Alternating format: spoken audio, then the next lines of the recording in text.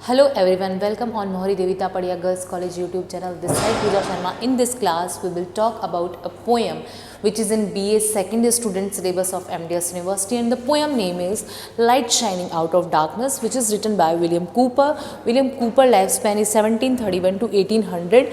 So as the poem name, you can guess what is the meaning of the poem. What is the meaning of the title actually? The light shining out of darkness. Out of darkness कुछ shining होना.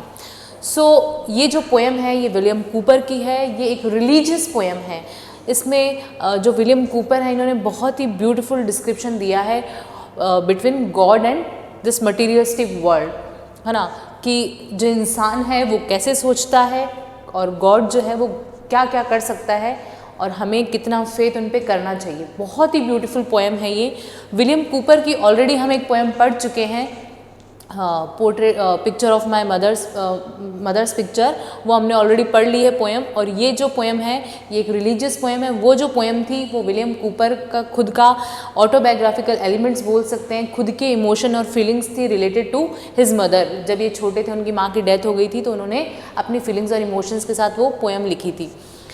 इस poem में क्या है कि ये बता रहे हैं कि जो गॉड है उनका जो वे है वो कितना मिस्टीरियस है. वो मिस्टीरियस वे में हमें क्या क्या कर सकते हैं. और इवन हम जो है कई बार सोच लेते हैं, गलत सोच लेते हैं उनके बारे में कि भगवान ने तो हमारे साथ ऐसा ही किया. मतलब ऑब्वियस है, वी आर ह्यूमन बीइंग, और हम अगर कुछ भी हमारे साथ गलत होता है तो ब्लेम करते हैं किस पे, गॉड पे, कि वो चाहता ही ऐसा ही है, वो चाहता ही नहीं है मेरे लिए कुछ अच्छा करना.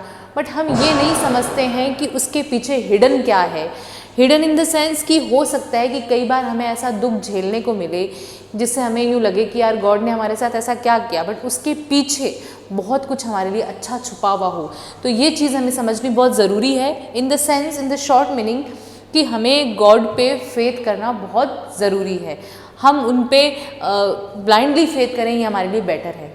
सो हम पोएम का टेक्स्ट पढ़ते हैं. इसमें 6 स्टेंजाज है, ज़्यादा बड़ी हुई पोएम नहीं है, बट फिर भी हम 3 स्टेंजा आज पढ़ेंगे. ये एक हाइमन है, हाइमन में टाइप ऑफ भजन है ना. वो है wrote in 1773 and first publish in 1774 by his friend John Newton, और बाद में दोबारा पब्लिश हुई है 1779 में, जिस बुक का नाम था ऑलने हाइमन्स. और वो जो बुक है वो कोलैबोरेट थी किसके साथ, जॉन न्यूटन के साथ कोलैबोरेट थी. जो किसकी बुक थी, विलियम कूपर और जॉन न्यूटन की बुक थी. इन दोनों का कोलैबोरेशन में ये बुक आई थी ऑनले हाइमन्स, जिसमें ये 1779 में अगेन पब्लिश हुई थी ये पोएम.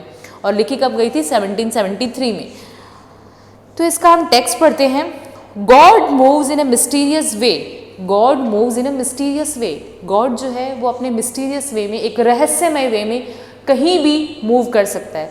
गॉड को हम गॉड का जो रहस्य है वो हम नहीं जान सकते. वो अपने रहस्य से कुछ भी कर सकता है. His wonders to perform, he plants his footstep in the sea and rides upon the storm. His wonders to perform, उसका जो परफॉर्मेंस है वो वंडरफुल है इन द सेंस कि वो अपने अकॉर्डिंग कहीं भी किसी भी मिस्टीरियस वे में जा सकता है जिसका रहस्य हम नहीं जान सकते. वो एक अच्छा वंडरफुल परफॉर्म करता है, उसका परफॉर्मेंस हम नहीं पहचान सकते. वो कब क्या करे वो हमें नहीं पता होता है ऑलरेडी, और वो जो हमारे लिए करता है उसके बारे में हमें कुछ भी पता नहीं होता है. He plants his footstep in the sea. उसमें इतना पावर है कि वो समुद्र में भी खड़ा रह सकता है, अपने फुट स्टेप को समुद्र में खड़ा रख सकता है. इन द सेंस कि वो कुछ भी कर सकता है. गॉड है वो इम्पॉसिबल जो काम हमें लगे वो भी वो कर सकता है. And rides upon the storm, और स्टॉर्म में राइड भी कर सकता है. भयंकर तूफान में भी वो राइड कर सकता है, अपनी सवारी को लेकर जा सकता है भयंकर तूफान में भी. तो इसका मतलब क्या हो गया कि गॉड कैन डू एवरीथिंग. मतलब गॉड कुछ भी कर सकते हैं, उनके पास इतना पावर है. ही इज़ ऑलमाइटी, तो वो कुछ भी कर सकते हैं. और उनका जो रहस्य है वो हमें ऑलरेडी पता नहीं चलेगा. नेक्स्ट जो स्टेंजा है उसमें बात करें deep in unfathomable minds of never failing skill. और हम उसको डीप, एकदम गहरी, अनफेंथेबल माइंड्स में काम करते हुए भी देख सकते हैं। मतलब गॉड को हम किसी भी रूप में देख सकते हैं। हम ऐसा मानते हैं कि हर इंसान में भगवान है, तो ऑब्वियस हर इंसान में भगवान है, हमें पहचानने की देरी है। हम देखते हैं कि जो फार्मर है वो हमारे लिए इतना कुछ कर रहे हैं, अनाज उगा रहे हैं, तो वो कहीं ना कहीं हम अगर देखें तो वो भी भगवान है। और जो माइंस में बेचारे काम कर रहे हैं हमारे लिए, जो सोल्जर्स हैं वो हमारे लिए हमारी रक्षा कर रहे हैं, है ना, बॉर्डर पे रह के, तो वो भी कहीं ना कहीं अगर हम देखें तो हमारे लिए भगवान है। तो यही इनडायरेक्टली वो बोल रहे हैं कि हम उनको कितनी भी गहरी खान में काम करते हुए देख सकते हैं, डीप अनफेंथेबल माइंड्स में, deep in unfathomable minds of never failing skill. और उनकी जो स्किल है वो नेवर फेलिंग है, कभी फेल नहीं होगी उनकी स्किल। उनके पास जो स्किल है वो कभी फेल नहीं होगी, उनकी स्किल बहुत पावरफुल है, वो कुछ भी कर सकते हैं। He treasures up his bright designs and works his sovereign will। वो अपने ब्राइट डिज़ाइन को ट्रेजर्स अप, उनका जो हम देख सकते हैं कि उनका जो डिज़ाइन है वो जो जैसे हैं, वो जो सोवरेज है, सर्वशक्तिमान है, वो क्या है, हमारे लिए एक खजाना है। देन क्या है, he fearful saints, ye fearful saints fresh courage take the clouds ye so much dread. ये फेयरफुल सेंट्स, सेंट्स यहाँ मतलब है हमारा जो रीडर हैं उनके लिए विलियम कूपर ने सेंट्स बोला है, या वैसे तो सेंट्स का मतलब साधु होता है, तो यहाँ रिलीजियस पोएम है ये। तो यही बात है कि वो हमें कहना चाहते हैं कि बहुत सारे लोग ऐसे हैं जो साधु तो बन जाते हैं, है ना, और पर उनको बिलीव भगवान पे नहीं होता है, वो फेथ भगवान पे नहीं कर पाते। तो वो यहाँ एक तरह से उन पे सटायर कर रहे हैं। सेंट्स जो ऐसे सेंट्स हैं जो भगवान के नाम पे कुछ कर रहे हैं, कुछ गलत कर रहे हैं, या साधु तो बन गए हैं बट उनको कहीं अपने गॉड पे बिलीव नहीं है। तो वो कह रहे हैं ये फियरफुल सेंट्स, ओ डरने वाले सेंट्स, मतलब एक तरह से हमें भी बोल रहे हैं, ऑडियंस को भी, रीडर को भी, कि ये जो इंसान तुम डर रहे हो, है ना, या फियरफुल सेंट्स जो डर रहे हैं, फ्रेश करेज टेक, तुम फ्रेश एक अपने आप में करेज लाओ, है ना। क्यों? क्योंकि जो भगवान कर रहा है उनका मिस्टीरियस वे है, वो रहस्यमय तरीके से कुछ अपने लिए कर रहा है, वो हमें ज़रूर मिलेगा, तो उन पे तुम बिलीव करो। Ye fearful sense fresh courage take the clouds ye so much dead. हो सकता है कि ये जो बादल हैं वो हमें बिखरे हुए लगे, बहुत ज़्यादा ड्रेड लगे हमें, हमारे पे मतलब एक तरह से दुखों का पहाड़ आ जाए। कई बार हमें ऐसा फील हो कि भगवान हमारे लिए क्या कर रहा है, हमारे तो इतने सारे दुख चल रहे हैं, तो हो सकता है कभी ऐसा हो।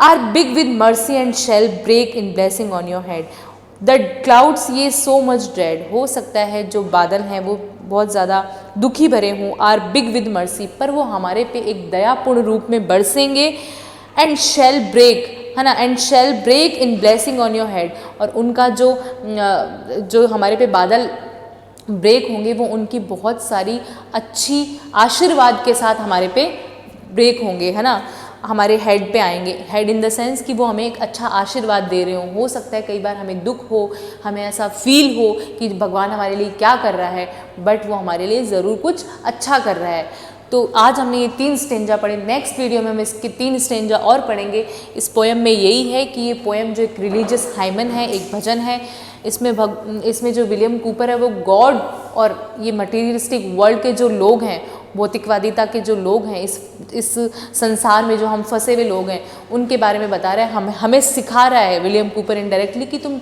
गॉड पे बिलीव करो। तुम ये मत सोचो कि गॉड हमारे कोई दिक्कत आ रही तो गॉड ऐसा कर रहा है, ऐसा नहीं है।